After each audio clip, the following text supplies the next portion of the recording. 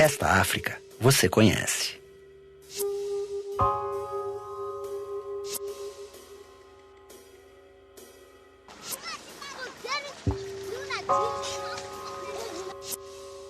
Mas existe outra África, um continente rico, pleno de cultura e beleza. Por que então esta África tem dificuldade em vencer a pobreza? A resposta para esta pergunta está no passado, pelo menos em parte. A partilha da África. Durante 300 anos, a escravidão transformou mais de 10 milhões de africanos em mercadorias. Até o século XIX, os braços africanos geraram riqueza em colônias europeias como o Brasil, que era colônia de Portugal na época. Para as potências europeias, os escravos representavam mão de obra para a lavoura. Os africanos também eram vendidos com lucro para outros países. A escravidão deixou marcas nos países onde se estabeleceu e também no continente africano. A escravidão sempre existiu. A escravidão era uma instituição muito antiga entre os reinos africanos. Dentro da África, esses reinos africanos não estabeleciam sua riqueza pela quantidade de territórios, mas pelo número de escravos. O que muda com a chegada do europeu? Em primeiro lugar, o número de escravos.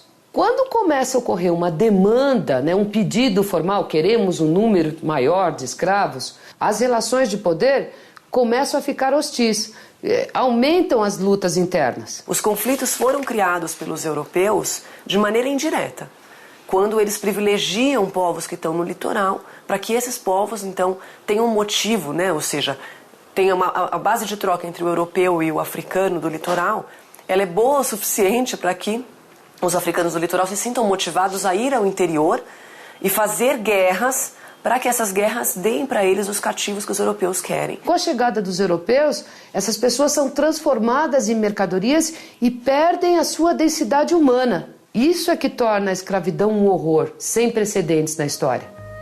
Com a proibição do tráfico internacional de escravos no começo do século XIX e o declínio da escravidão, outras riquezas africanas ganharam mais importância para os europeus. Europeus que exploraram o interior do continente africano mostravam pistas sobre a quantidade de riquezas no interior do continente. Se você faz esse comércio só no litoral do continente africano, com esse objetivo específico, que era tornar os africanos cativos para comercializar nas Américas, você cria um empecilho para a administração desse continente, para a entrada nesse continente.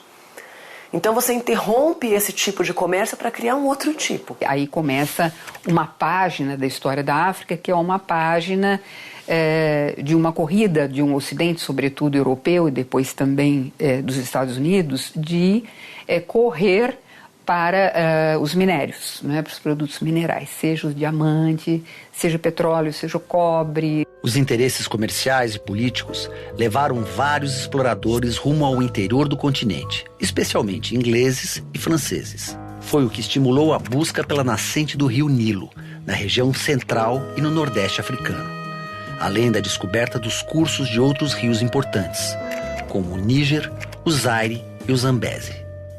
Se tem um expansionismo econômico bastante grande, que é um momento, desde a segunda metade do século XVIII, depois do século XIX, onde exploradores e missionários vão rasgar o continente africano pelo curso dos rios. Então, se a gente olhar o curso desses rios, essas grandes bacias, o curso do Níger, a região dos Grandes Lagos, a bacia do Níger, a bacia do Congo, a bacia do Zambeze, a gente vai perceber que se navegando essas bacias, ou esses rios imensos, a gente estaria entrando e tendo possibilidades efetivas de conhecer o continente pelas bacias dos rios. As disputas em torno do continente africano estavam estabelecidas. Em 1884, 14 países europeus, além dos Estados Unidos e Rússia, se reuniram na Alemanha para buscar um acordo sobre a partilha da África. O episódio ficou conhecido como a Conferência de Berlim. A partilha da África foi iniciativa de um governante alemão chamado Otto von Bismarck, que em 1884, prevendo que a África seria talvez um lugar de conflito, né, o domínio da África poderia ser um ponto de conflito entre as nações europeias, que estavam todas na Segunda Revolução Industrial, quase todas, né? E visando a África como um local para retirada de matérias-primas para alimentar essa indústria, ele chama então a Conferência de Berlim, e que reúne principalmente os países da Europa do Ocidente, mas também a Rússia, e coloca então na mesa, né, quais vão ser as regras para a ocupação desse continente. E a regra fundamental é essa: a nação europeia que ocupar um determinado território na África deve comunicar imediatamente às outras nações e, ao mesmo tempo, deve demonstrar a ocupação efetiva desses territórios. É a extração de matérias-primas, é a existência de missionários, procurando civilizar, né, nas palavras do europeu, civilizar os negros existentes na região. Na verdade, a divisão é feita entre os países que estão presentes, que assinam as resoluções da Conferência de Berlim, e acabam se concentrando basicamente em mãos de Portugal, da Inglaterra, da França, um pouco da Alemanha, e note bem, até 1908 não é da Bélgica, é do rei Leopoldo II da Bélgica. O Congo é uma propriedade privada, particular, do Leopoldo II da Bélgica. Diante do poderio europeu, a maioria dos dirigentes africanos se mostrou decidida a manter a independência de suas nações. Em 1895, sob a ameaça de uma possível invasão a seu território, o rei dos Mossi expulsou um oficial francês com a seguinte frase: "Sei que os brancos querem me matar para tomar meu país. E ainda assim, você insiste em que eles me ajudarão a organizá-lo. Por mim, acho que meu país está muito bem como está. Não preciso deles. Parta agora mesmo." Depois da Conferência de Berlim, o que a gente pôde perceber é que alguns reis africanos se aliaram a dominadores europeus, na tentativa de ampliar esse domínio. E em outros lugares, a ocupação foi violenta.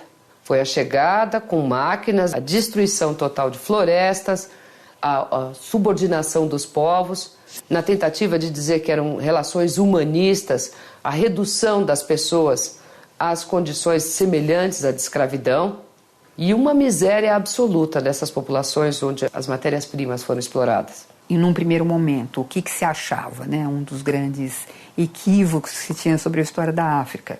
Os africanos jamais reagiram, né? Isso está completamente desmontado, houve uma resistência sistemática, resistência sim com violência física, com exercício da violência física, e em episódios que foram debelados pelos exércitos europeus, que chamavam estas guerras de pacificação ou domesticação. A partilha da África desconsiderou os direitos dos povos africanos e estabeleceu fronteiras artificiais. Não levou em conta as diferenças entre as várias nações africanas, com suas línguas, religiões e histórias. Como resultado, algumas etnias ficaram divididas em vários países e outras etnias inimigas juntas no mesmo território. Eu acho que uma pista interessante para a gente observar a divisão do território africano é olhar para o próprio mapa do continente africano. Há lugares que você pode encostar a régua e perceber que foi passada uma régua em cima do mapa. Essas decisões foram decisões de gabinete. Esse tipo de divisão territorial acaba gerando problemas cujas consequências estão presentes até o dia de hoje. Em determinados territórios foram agrupados inimigos históricos. Em outros lugares, populações que tradicionalmente tinham histórias antigas passaram até, inclusive, a falar línguas diferentes. Acaba tirando da população a sua identidade, a sua relação com o lugar e passa a ter uma história que é externa, que não faz parte da sua realidade. Há imagens muito comuns de crianças sendo alfabetizadas em língua francesa, e o texto que se aprende na escola é: eu amo a minha pátria, a França. Em pleno Senegal. O que a gente percebe, e de uma maneira muito triste, é que os conflitos não foram resolvidos. Hoje, a maioria dos lugares do continente africano tem independência, autodeterminação, são povos autogovernados. Mas as fronteiras permaneceram. Com uma ideia menos de perpetuar o que era o colonialismo e mais de evitar algum possível conflito. Porque na década de 1960 você já tinha conhecimento das riquezas minerais do continente. Então países como Moçambique, por exemplo, que não tem riqueza mineral praticamente nenhuma, e países como Angola, por exemplo, que tem diamante e petróleo, né? Então ninguém queria abrir mão daquilo que tinha herdado do colonialismo, principalmente os países com maior interesse nisso. O mapa do mundo não deixa dúvidas. Os países africanos são os mais afetados pela fome. Uma ironia quando vemos o mapa de riquezas minerais e fontes de energia da África. Um continente onde se encontra petróleo, diamante, cobre, ouro, zinco. Hoje, boa parte dos africanos passa fome sobre uma terra de riquezas. Essa riqueza não está mais na superfície. Então, o grau de tecnologia para se chegar a essas minas é muito maior. Tem muito ouro, tem muito manganês, tem muita pedra preciosa. Mas a própria população não tem condições de pesquisa para fazer a prospecção para chegar a esses lugares. Séculos de escravidão, seguidos por décadas de colonialismo, deixaram suas marcas. O mundo tem uma dívida tremenda com a África. Não dá para a gente poder imaginar a história imaginar a história da África sem conhecer a relação com a história dos outros lugares. Mais importante do que dizer que os europeus têm uma dívida com o continente africano é dizer que eles ainda estão lá continuam com uma prática colonialista em muitos governos. Né? Você tem, dentro de governos atuais, grupos especializados em fazer negócio com o continente africano.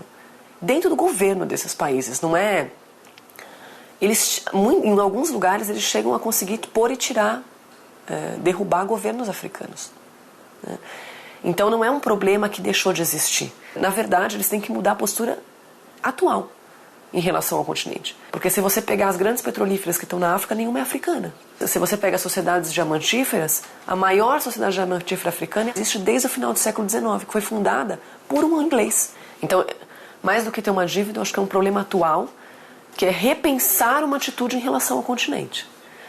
De que maneira passar esse bastão para os africanos. Hoje em dia, pensar numa busca da superação das dificuldades dessa longa história do continente africano é se tornar protagonista da própria história. É assumir a frente, reconhecer os fatos históricos, divulgar os fatos históricos e se tornar agente da própria história.